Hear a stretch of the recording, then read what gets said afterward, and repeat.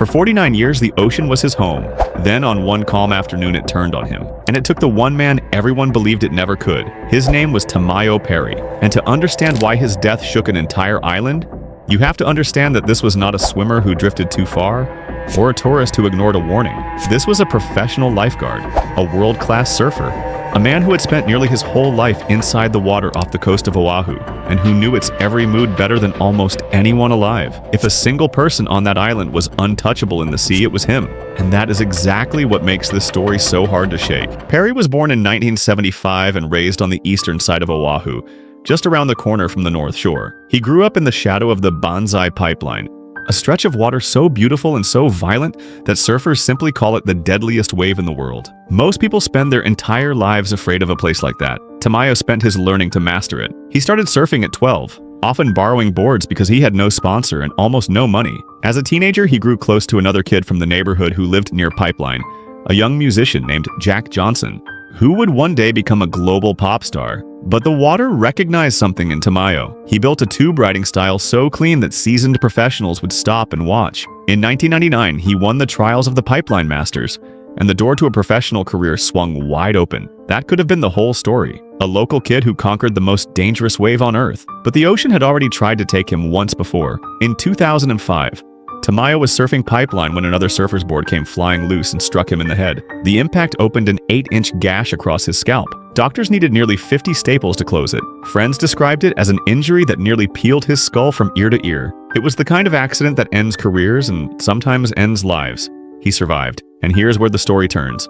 Because most people would have walked away from that water forever, Tamayo did the opposite. He came back, but he came back changed. From that day on, he wore a helmet in the heavy reef breaks, and he made a quiet decision that would define the rest of his life. He wanted to protect other people from the same ocean that had nearly killed him. So in July of 2016, he became a lifeguard for Honolulu Ocean Safety, stationed on the North Shore.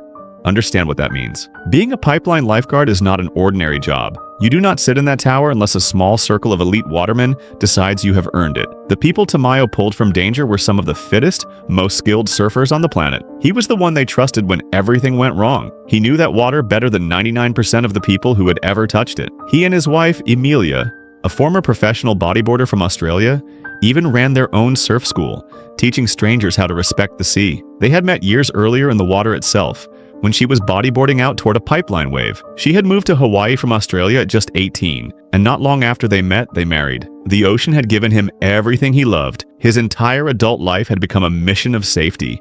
He had also lived a second life that most people never knew about. Hollywood came calling, and Tamayo appeared in films like Blue Crush and Pirates of the Caribbean, along with television shows like Hawaii Five-0 and Lost. But to his neighbors, he was simply the nicest man on the island, someone who embodied the spirit of aloha. Everyone loved him, and by every account, he loved them back even more. Which brings us to that Sunday in June, and to the detail that still haunts the people who knew him. The day was ordinary, the kind of warm, bright afternoon that draws surfers into the water without a second thought. Tamayo drove out to a spot on the northeastern coast, near a small landmass called Goat Island, just off Malekahana Beach. This was not the roaring, cathedral-sized surf of Pipeline. This was gentler water, the kind of place you go to relax.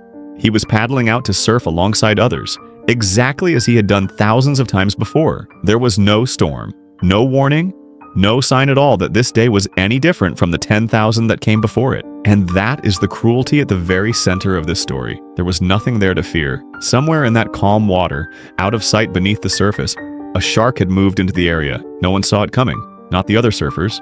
Not the man who understood these waters better than almost anyone alive. In an instant, the ocean that had been his home turned on him. He was bitten, and then bitten again. The attack was fast and it was severe, and there was no time to react, no time for the decades of experience that had kept him safe to make any difference at all. That alone would have been horrifying. But what happened next reveals exactly what kind of community he lived in.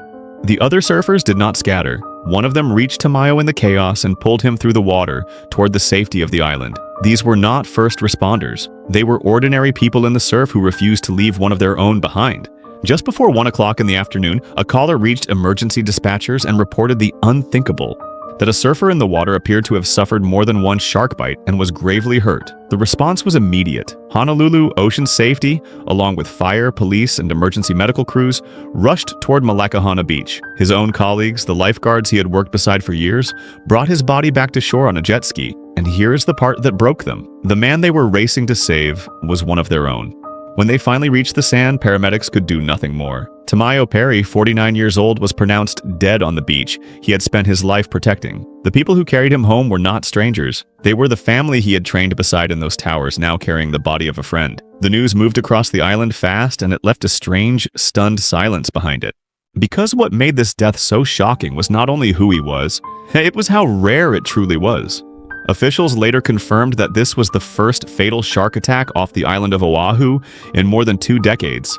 According to Hawaii's Division of Aquatic Resources, Tamayo was the first surfer ever recorded to die from a shark attack on Oahu. Before this, the only fatal encounters between a shark and a surfer in the entire Hawaiian chain had happened far away on Maui in 2004 and again in 2023. Millions of people enter that water every single year. The odds of what happened to him are so small, they barely register. And yet it happened. To the one man, everyone assumed the ocean would never dare to touch. In the hours after, ocean safety crews posted shark warning signs along the shoreline. The same kind of signs that Tamayo himself had planted so many times, to protect strangers he would never meet. The tributes came quickly and they did not stop. The mayor of Honolulu called him a legendary waterman who had served his community with unwavering dedication, a man whose efforts to keep others safe would never be forgotten. Fellow lifeguards called him a man loved by all. The surfing world, which had watched him ride Pipeline for decades, mourned an icon. But it was the words of one close friend that landed hardest. He said the ocean can be the biggest giver or the biggest taker, all depending on the day, and to never, ever take it for granted. And then he added the line that no one on that island has been able to forget. If this could happen to Tamayo, it could happen to anyone. Think about what that truly means.